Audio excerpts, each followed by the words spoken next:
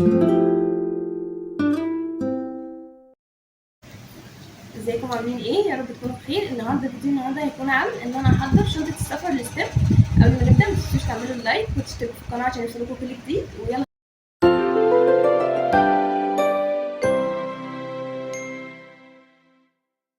اول حاجه عندنا هي دي الشنطه.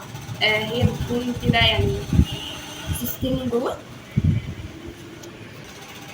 اول حاجه عندنا هي يونيفورم المدرسه. هو مبدئيا يونيفورم المدرسه بتاع البنات بيكون كده لونه روز يعني، وبتاع الولاد بيكون بيبي بلو شويه. هحط لكم صورته فوق. وطبعا بيكون على بنطلون. احسن تجيبوا سويت بانس لان انتوا لو جبتوا جينز هيقولوا لكم يعني ما ينفعش عشان ضيق وكده. تاني حاجه عندنا اللاب كود. ده بنحتاجه لما بننزل فاب لاب او كده، او لما بنشتغل كابستون. ما ينفعش عامه تدخلوا اللاب عندنا وهي. تالت حاجه جبتها هي اكيد لبس البيت. يفضل ان انتوا تاخدوا معاكم اكتر من 2 عشان هتقعدوا اسبوع وكده. طبعا اسالوا ليه 2 او 3 عشان انتوا ممكن يعني مش هنفضل رايحين جايين باللبس، ممكن تسيبوا عندكم في الدولاب والاسبوع الجاي يكون عندكم. فانا جبت ال2 دول وهزود عليهم يعني. الحاجه اللي بعدها هي الفوطه دي. طبعا كمان جبت سليبر. يفضل ان انتوا تجيبوا سليبر عامه تمشوا بيه في السكن، وسليبر تمشوا تروحوا بيه الحمام يعني يفضل عادي. طبعا لو ما عملتوش كده جبت طبعا الفوطه، وبرده يستحسن ان انتوا تاخدوا معاكم فوطتين عشان لو واحده مثلا عايزين تاخدوا شاور. حاجه تانية اساسيه اكيد هي الشماعات دي.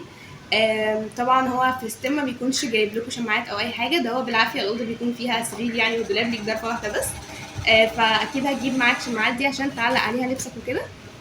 كمان حاجه اساسيه الاسدال. اكيد عشان الصلاه. وكمان مثلا لو انت مش حابه تنزلي بلبس البيت المطعم عشان الغداء او كده، فانت ممكن عادي تنزلي بالاسدال. طبعا المصليه عشان الصلاه.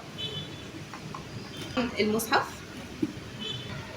حاجه كمان اساسيه وهي ملايه السرير. هو عامه بيكونوا حاطين لكم ملايه، بس الملايه دي يعني ما يفضلش ان انتوا يعني تستخدموها. عادي ممكن تستخدموا البطاطين او الكوفرتات اللي هناك، بس ملايه خلي معاكم في الاحتياط احسن. هاتوا ملايه وكده فيكون يعني مضمونه اكتر. المقلمه اهي دي بعد ما حطيت فيها بقى الاقلام والحاجات دي. عامه يعني نسيت اشيل التيكت فهبقى اشيله.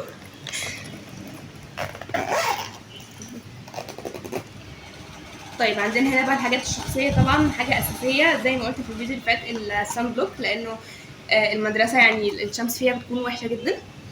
وكمان الكريمات بقى عامه اللي انتوا بتستخدموها، سواء بتستخدموا غسول بقى كريمات او كده.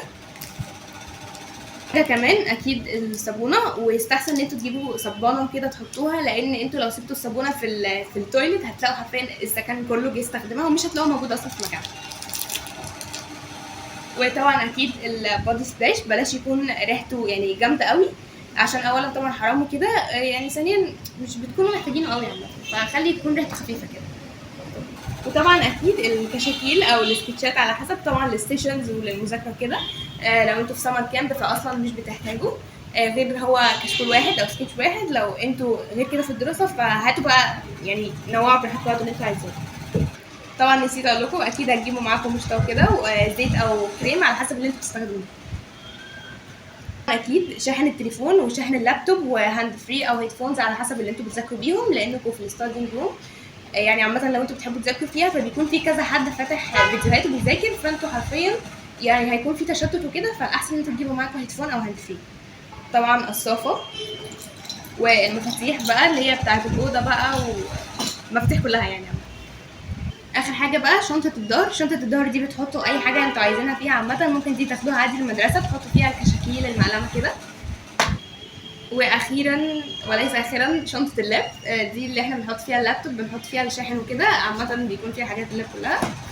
وبس كده، ده كان فيديو النهارده، يا رب تكونوا حبيتوه. لو حبيتوه بقى ما تنسوش تعملوا لي باللايك والاشتراك. باي باي.